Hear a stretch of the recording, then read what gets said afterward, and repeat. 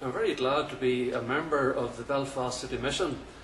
Belfast City Mission was formed in 1827, and I've served the Lord in 3 different halls. The hall I'm now in is Kilburn Street in the heart of the village.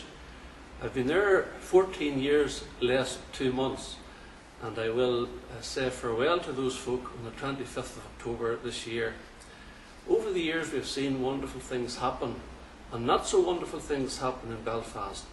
But the wonderful thing about it is where sin abounds, grace does much more abound. And with the bombs and bullets were flying, God was working in the hearts of people. And in each of the halls I have seen, and we have seen, people changed by the power of the gospel.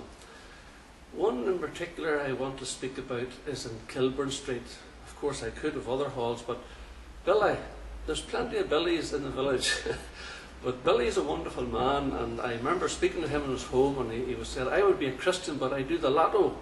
And I love doing the lotto, and I knew if I became a Christian I'd have to stop. So I didn't say too much to Billy, but I prayed with him.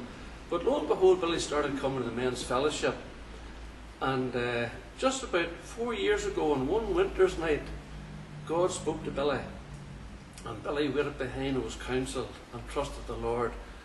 Now Billy, to be quite honest, we would need a bed for Billy in the hall. He's never out of it. He's so helpful. Now Billy's in his 70s. Youth club, Sunday school. Make sure after the meetings all the hymn books are stacked up in order. Lifts the collection. Of course he doesn't take it home with him. But he just can't do enough. And that's one man of many who have been changed by the gospel. Now, as I said, I'll be retiring from the Belfast City Mission. The boat will be coming into the harbour, but I won't be dropping the anchor. But next year, 3 men will be retiring. So there will be gaps, and God needs to fill those gaps. There are young men coming through for interview for the mission. But I would like you to consider Belfast, that God might call you to fill those gaps. Pray for the work in Belfast.